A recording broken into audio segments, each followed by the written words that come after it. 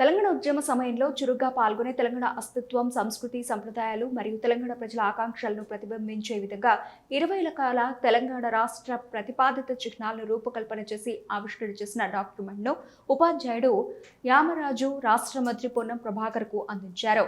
సిద్దిపేట జిల్లా హుస్నాబాద్ పర్యటనలో ఉన్న మంత్రిని కలిసి ఉద్యమకారుడిగా ప్రజాప్రభుత్వంలో తనకు తగిన గుర్తింపు ఇవ్వాలని విన్నవించారు. తెలంగాణ రాష్ట్ర ఏర్పాటు అనంతరం ఆనాటి ప్రభుత్వానికి తెలంగాణ చిహ్నాలకు సంబంధించిన ఫైల్ అందజేయగా తెలంగాణ పండుగగా బతుకమ్మ, రాష్ట్ర పుష్పంగా తంగేడు, రాష్ట్ర వృక్షంగా జమ్మి చెట్టు, రాష్ట్ర ఫలంగా సీతాఫలం, రాష్ట్ర చేపగా మొమ్మ చేప అధికారికంగా ప్రకటించడం జరిగిందని రాజు తెలిపారు. వాటిని రూపకల్పన చేసి ప్రతిపాదించిన తనకు మాత్రం ఎలాంటి అధికారిక గుర్తింపు, గౌరవం దక్కకపోవడమే కాకుండా నిరాదరణకు గురైనట్లు మంత్రి దృష్టికి తీసుకెళ్లడం జరిగిందన్నారు. ప్రతిపాదిత తెలంగాణ చిహ్నాల ఆవిష్కరణకు సంబంధించిన ఆధారాల డాక్యుమెంట్ను మంత్రికి అందజేయగా డాక్యుమెంట్ పరిశీలించిన మంత్రి సానుకూలంగా స్పందించారని వెల్లడించారు. అదేవిధంగా తెలంగాణ ఉద్యమకారుల కమిటీ సభ్యుడు ఎమ్మెల్సీ ప్రొఫెసర్ కోదండరాంను కూడా కలిసి డాక్యుమెంట్ను చూపించి తగిన ప్రాధాన్యత ఇవ్వాలని కోరడం జరిగిందన్నారు. తెలంగాణ ఉద్యమంలో ఉపాధ్యాయునిగా వినూత్నంగా నేను పాల్గొనడం జరిగింది. ఆనాడు ఉద్యమ సభలో పుట్టినటువంటి మా బాబుకు శ్రీకాంతాచారి మరణిస్తే ఆ సమయంలో పుట్టిన మా బాబుకు శ్రీకాంతాచారి పేరును నామకరణం చేసి సమైక్యవాదులారా, తెలంగాణ ద్రోహులారా, ఒక శ్రీకాంతాచారి మరణిస్తే 100 మంది శ్రీకాంతాచారులు ఇటుకొస్తారు ఖబర్దార్ అని ఉద్యమంలో పాల్గొనడం జరిగింది.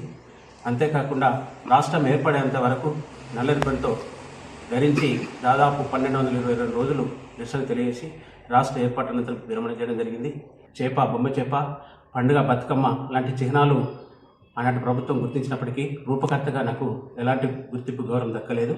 మరి ప్రస్తుతం ప్రజాప్రభుత్వం ఉద్యమకారులను గుర్తింపు చేసే క్రమంలో మరి మరొకసారి నేడు హుస్నాబాద్ నియోజకవర్గ ప్రాతినిధ్యం వహిస్తున్నటువంటి గౌరవ స్థానిక ఎమ్మెల్యే, గౌరవ మంత్రివర్యులు పొన్నం ప్రభాకర్ గారికి మరి తెలంగాణ చిహ్నాలను పునఃపరిశీలన చేయగలరని మరి స్థానిక ఆడియో ఆఫీసులో గౌరవ మంత్రి గారికి మరి చిహ్నాలకు సంబంధించిన డాక్యుమెంటు అందజేయడం జరిగింది.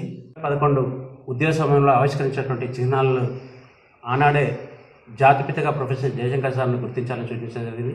అంతేకాకుండా అందశ్రీ రచించినటువంటి జయ జయ తెలంగాణ కూడా తెలంగాణ గీతంగా గుర్తించాలని 2011లోనే ఆవిష్కరించడం జరిగింది.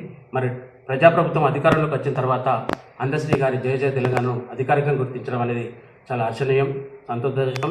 అంతేకాకుండా ప్రొఫెసర్ జయశంకర్ సార్ను కూడా ప్రజాప్రభుత్వం తెలంగాణ జాతిపితగా గుర్తించాలని నేను ఉద్యోగ సమయంలోనే సూచించాను.